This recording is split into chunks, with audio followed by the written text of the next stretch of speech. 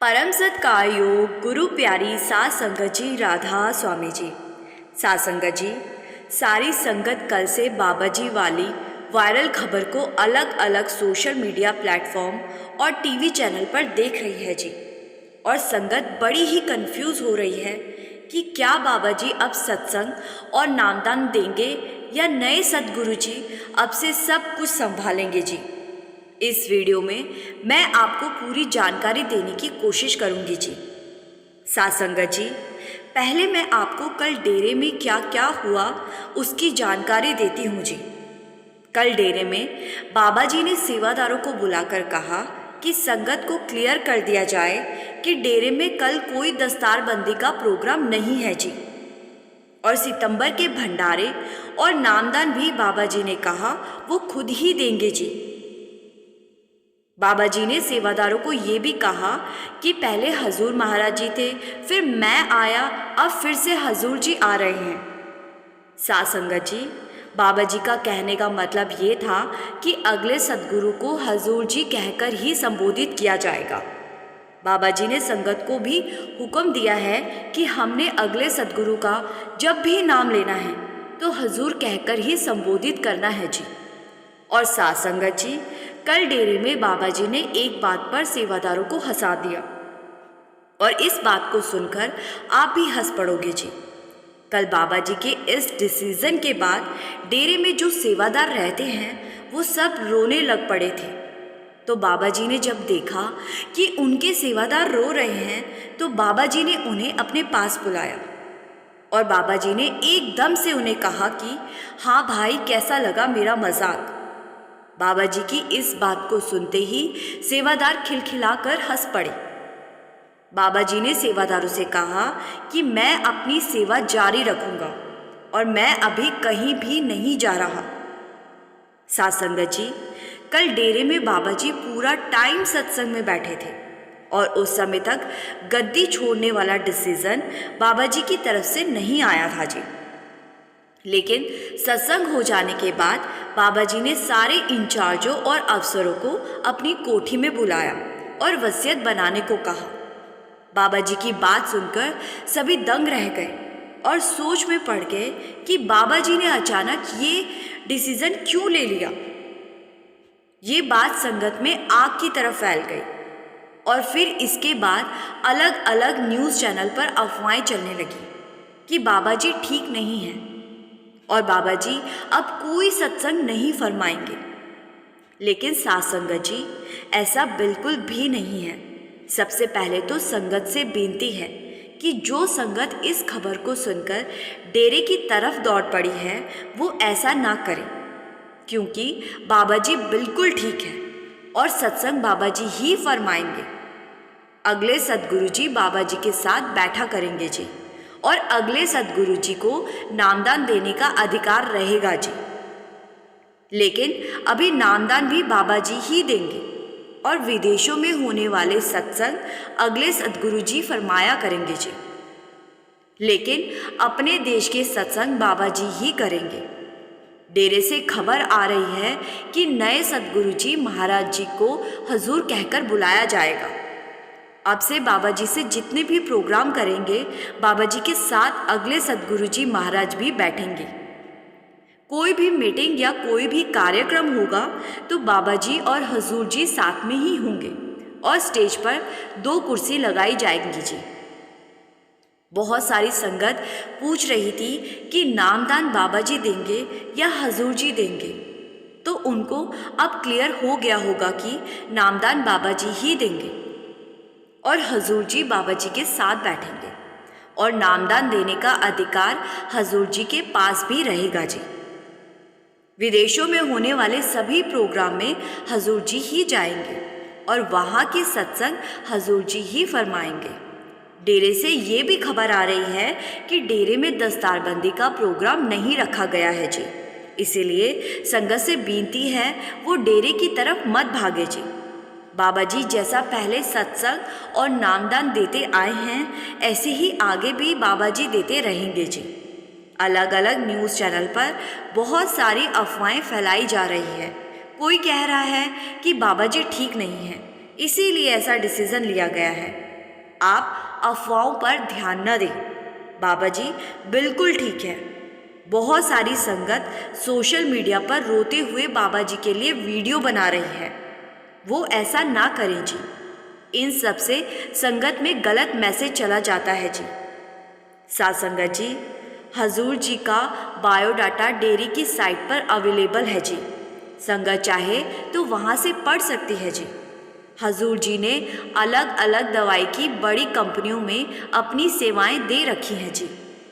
उनकी आखिरी नौकरी सिप्ला कंपनी में चीफ के रूप में थी जी।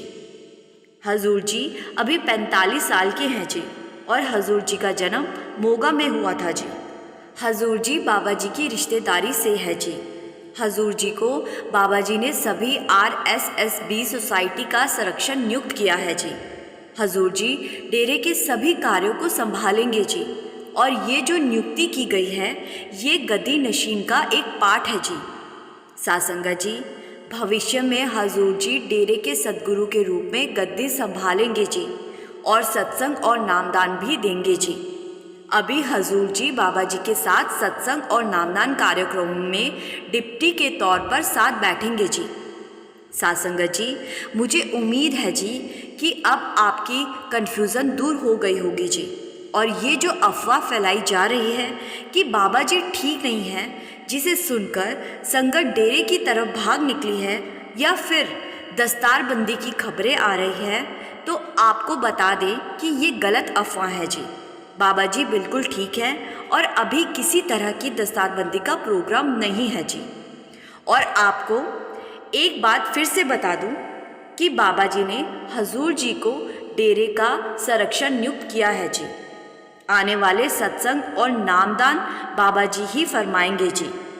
इसीलिए आप किसी भी तरह की अफवाह में मत आएं जी और संयम से काम लीजिए। संतों महात्माओं की क्या मौज होती है ये आप और हम नहीं समझ सकते जी। लेकिन इतना याद रखना चाहिए कि एक पूर्ण संत जब कोई डिसीज़न लेते हैं तो वो अपनी संगत के हित को देखकर ही लेते हैं जी। हमें ना तो इस खबर से दुखी होना है और ना ही डेरे की तरफ दौड़ पड़ना है जी। हमें अपने सद्गुरु अपने बाबा जी के इस फैसले पर कोई सवाल जवाब नहीं करना है जी। सासंगत जी, ये तो हमेशा से चलता आया है कि जब सद्गुरु अपनी गद्दी अगले सद्गुरु को दे देते हैं और एक पूर्ण संत जब अपना उत्तराधिकारी फाइनल करते हैं तो वो आज कल या एक दो दिन में ही नहीं करते। पूर्ण संत तो ऐसी रूह के संसार में आने से भी पहले तय कर चुके होते हैं कि उनकी गद्दी को कौन संभालेगा जी। इस चीज़ को बाबा जी की इस प्यारी सी बात से समझने की कोशिश करते हैं जी। जब बाबा जी छोटे से थे तब बाबा जी अपनी माता जी के साथ अपने मामा के घर यानी बड़े महाराज जी के पास डेरे में जाया करते थे जी। एक बार जब बाबा जी और उनकी माता जी डेरे गए तो माता जी ने बड़े महाराज जी को सत श्री अकाल कहा और राधा स्वामी कहा, लेकिन बाबा जी उस समय छोटे से थे और बाबा जी ने बड़े महाराज जी को सत श्री अकाल नहीं कहा। तो माता जी कहने लगी कि महाराज जी को सत श्री अकाल नहीं बोलोगे? तो बाबा जी तब भी चुपचाप खड़े रहे। माता जी ने 2 से 3 बार कहा, लेकिन बाबा जी कुछ ना बोले। फिर जब माता जी ने बाबा जी को डांट लगाई तो बड़े महाराज जी ने बाबा जी को गोद में उठा लिया और कहने लगी कि ये मुझसे नाराज़ है। बाबा जी की माता जी ने बड़े ही अचंभे से पूछा कि लेकिन ये तो अभी आया है यहाँ। तो महाराज जी कहने लगे कि मैं अभी की बात नहीं कर रहा हूँ, मैं तो इसके संसार में आने से पहले की बात कर रहा हूँ।